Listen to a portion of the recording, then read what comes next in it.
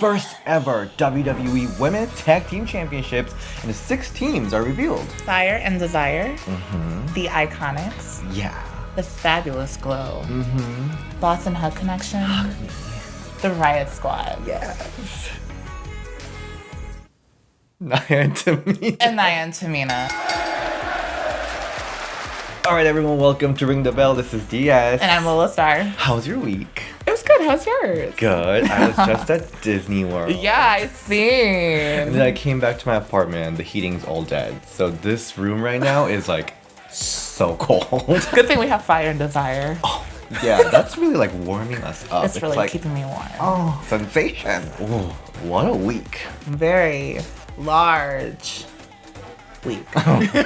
So let's get into Raw. Last week we heard that Stephanie McMahon invited the man Becky Lynch to come to Raw and have a little chit chat. I was worried. Why? Like last time with AJ Lee or with Sasha Banks, she like puts them down sometimes. Not with Ronda Rousey. That didn't happen with Ronda.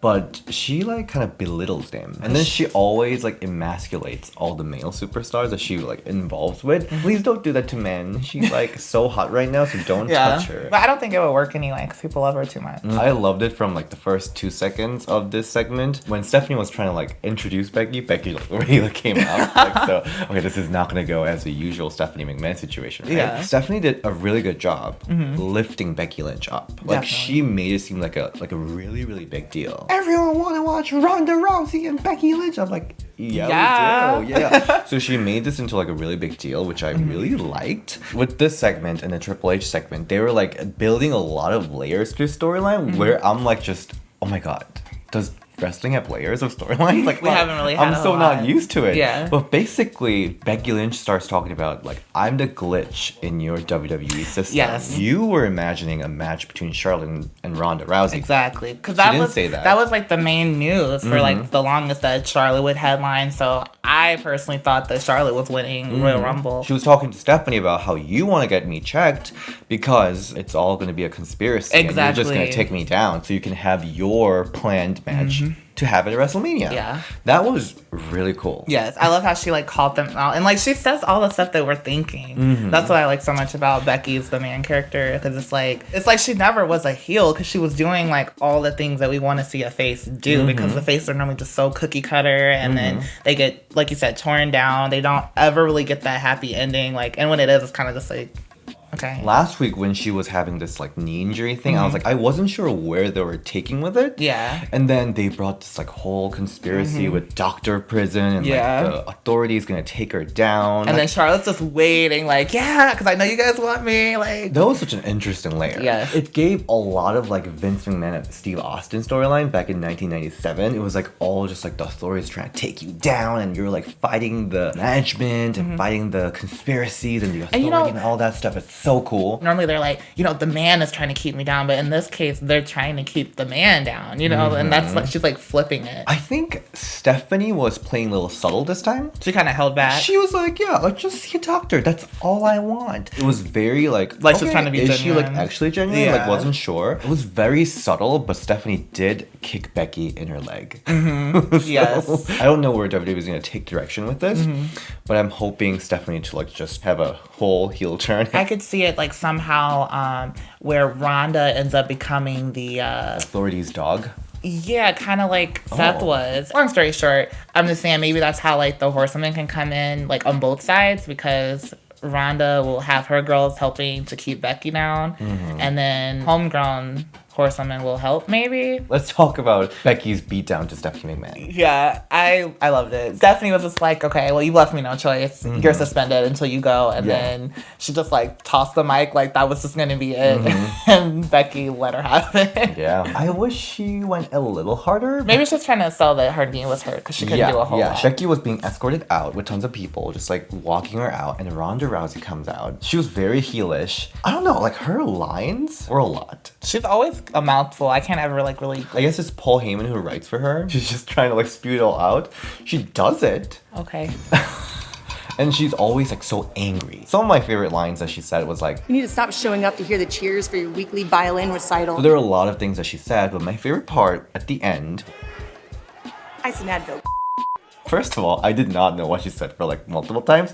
I just heard bitch. I think she said ice and Advil bitch. Ice and Advil.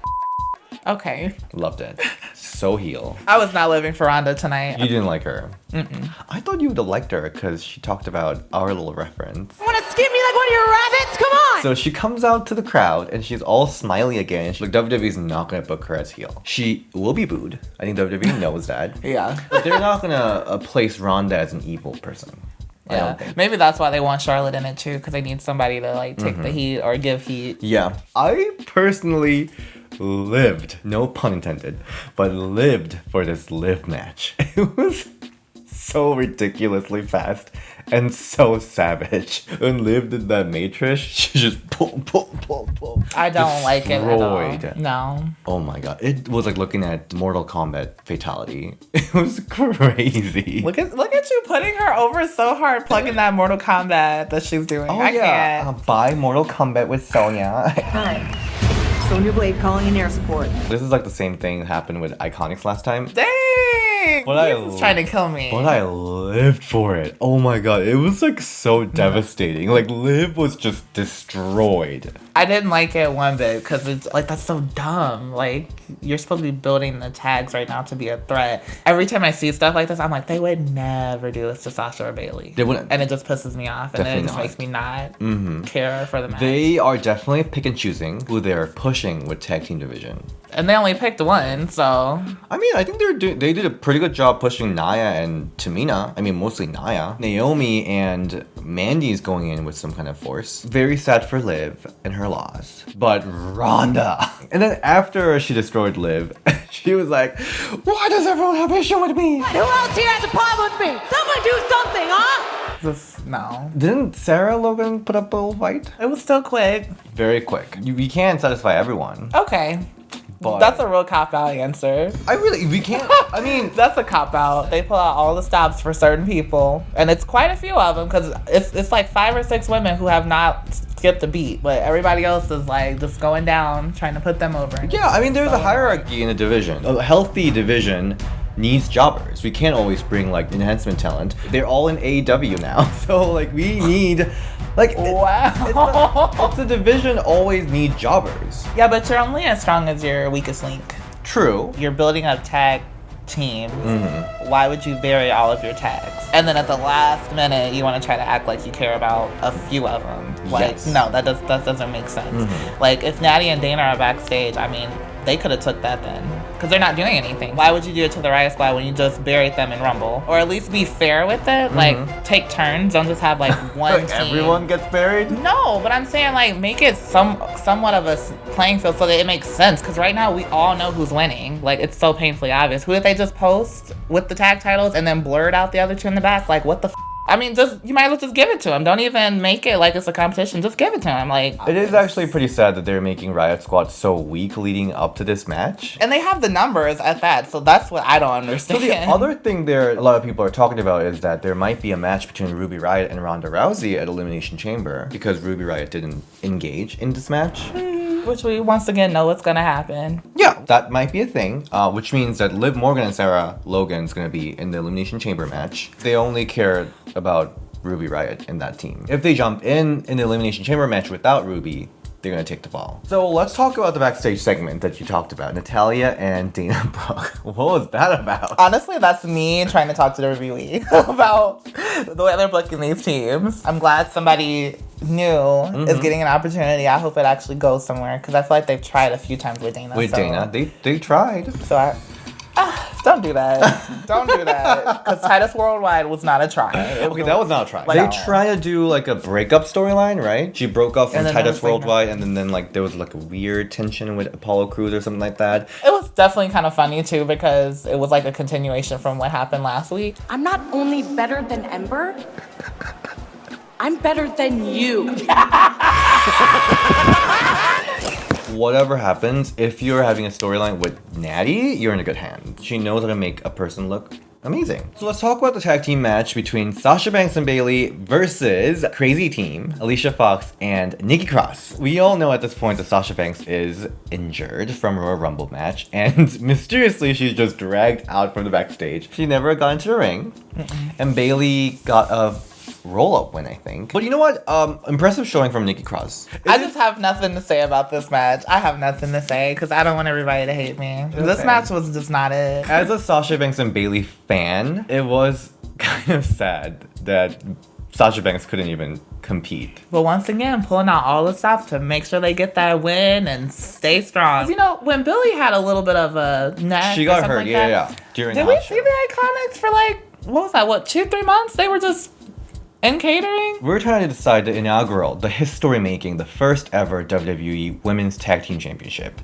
And this is going to set the tone of the championship. Okay. So who do we want the first champions to be? It needs to be someone that people, fans, and people backstage both respect. Okay. So I think there are some good candidates. Okay, but I feel like it should definitely be somebody who's been a legitimate team. They're not just being thrown together because they have nothing else to do. Sasha and Bayley has a big relationship going between them. They've been a team for a while. They've also been fighting for a while. They have not been a but team there's for a a while. History. They've been a team for a second. Oh, you're talking about all the way back in high school. I'm talking about period. They've been a team. So, okay, and if you want to talk about main roster, they still were a team longer than Bayley and Sasha. But they were actually fighting. Okay, I have to say though, you might not like me for saying this, but I don't. I don't think IIconics didn't get an opportunity. Since they've been on main roster. Mm-hmm. They debuted with this huge storyline against Charlotte. That was about Carmella. So it was a shabam debut. They got mic time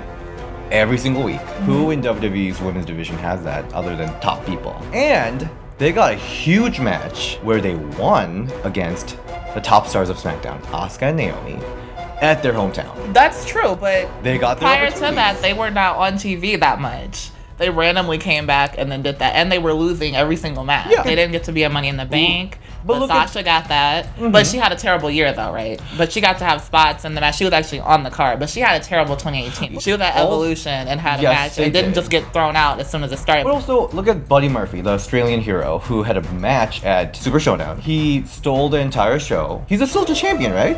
I'm pretty sure. He's the main guy at 205. IIconics also got the opportunity to showcase what they got. Went over Naomi and Asuka. The match was me. Okay. When Bayley has had all of her matches as champion and not champion, she's been botching left and right and been very meh. Only reason they're staying relevant is what Ronda said, the fours. That's about it. They are the initiator. They are the catalyst of this women's revolution. That's great, but you gotta stop talking about stuff that happened in the past when the future is looking at you straight in the face. Well, you know what? The opportunity is given based on what you've done before. And you know what? And you know what? They couldn't do much while they were in NXT because there was a big fish there that just kept eating up every single opportunity and came to main roster, did the same thing, and won the Royal Rumble to do what? What did IIconics do in main roster? Did they prove themselves to the audience of WWE Universe? They haven't had a chance to. Oh, please! They have not had a huge chance moment at all. at pay-per-view Super Showdown. I thought that was a great That's opportunity. the only one you can say. Well, they were given the chance. Why don't you use it to the fullest?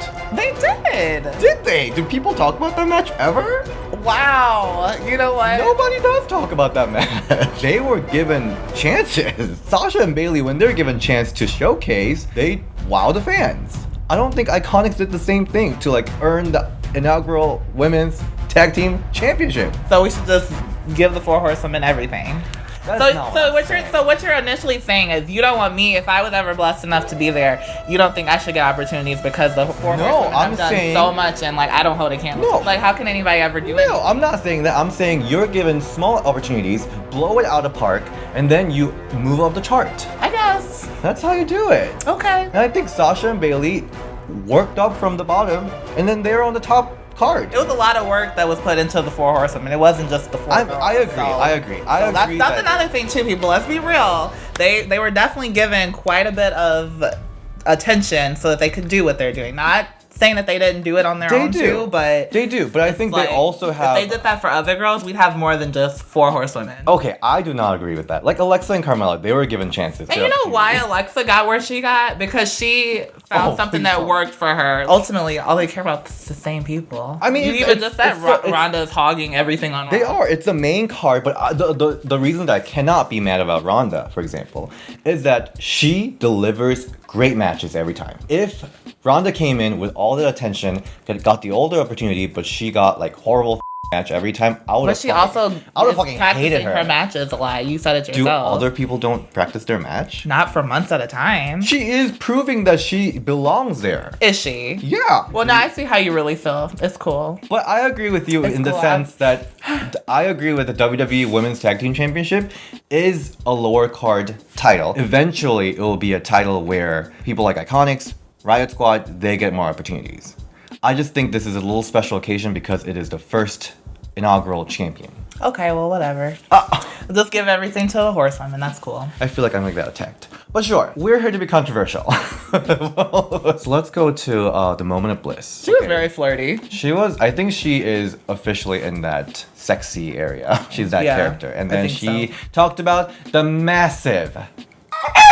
Sorry, I'm just gonna bleep it out. Like chicken that walked past on... Yeah, I really want to taste. The oiled up chicken. Mm-hmm. With the abs. I really want a bite of it. EC3 has like a really like classic porn vibe. Something about him. I don't know why. I just want to join Glam Squad because they oil up the guys. So I just want to like... I feel like I should help out. Do you know who draws Finn's paint, like body paint? I think he does it. Wait, he does it himself? I think he did say that, yes. If you're looking for someone... Nia Jax came out again. She did the... I thought she was fun. She's finding really her character. It, yeah. So I'm liking it. So far, moment of bliss. Alexa is not really shining right now. I don't know why. Not being funny, but you know, she did have that concussion and she was like losing memory. Maybe she kind of forgot who she is. Like, no, I mean seriously. She's having identity crisis. Maybe she's like not really sure what to say anymore. There's news saying, well, it's a news, but it's just people speculating again. She's being booked as face. Not really yet. Not really. I think they might want to, but not yet. And then Paige came out. Did you miss me?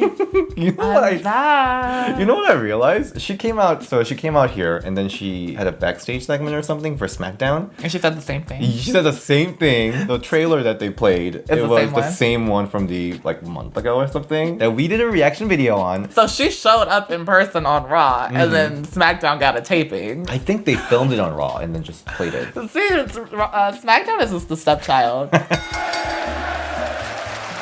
I just want to give out big shout out to our patrons that is helping us make this show happen. Shout out to Lido. Oh my god. Hashtag bless her heart. Bless her heart. Oh my god, we should choose this week's bless her heart. Who is it? Ronda. Bless her heart. Blight, thank you, Blight. Lumi Kang, of course, the Chicago sister. Noah A. Mackenzie Kemp, thank you so much for your support. So let's move to SmackDown, the stepchild show. Charlotte Flair came out, so she was full on all black lipstick. She's like she looks really good. I liked it a lot. And you know what this made me think about what you said about a lot? Oh, like she can't do the queen heel character again. Yeah, I was like, don't do that again. And she definitely found something else. It's like still the queen, but it's like very vampy. Like she's been taking some notes from Paige, like the leather jacket. Did she ever have like a all black outfit? Just a black swan outfit? Oh yeah, I remember the one in SummerSlam. Oh. But that was like a deep purple black. Yeah, so I want her to just be like this jet black, like everything. She came out and I think she's like teasing too. She's like, I'm healthy. I'm healthy. I'm ready to go. I know someone who is 100% healthy. I'm starting to kind of like it. Okay, okay. I'm changing the way I think. I actually saw a comment section that people hate this idea of Charlotte going in there. I mean, I don't want it, but I mean, like, she's doing good on SmackDown, so I guess. I'm just like, whatever at this point, because, I mean, they're going to do it. I am a little addicted, as I said, to her flips and shit. You're addicted to your Fords and your Ronnies and your Asukas.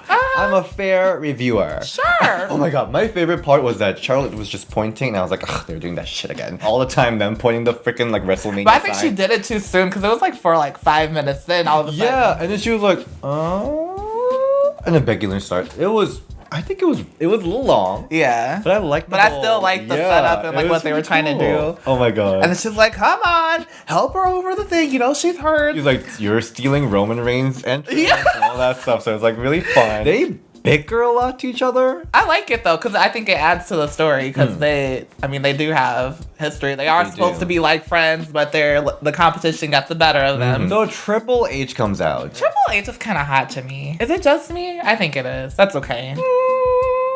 I was always more Randy Orton with Evolution. Let's do that. Triple H, Randy Orton, Batista, MFK. I'll say marry Triple H to get all the NXT money coming in.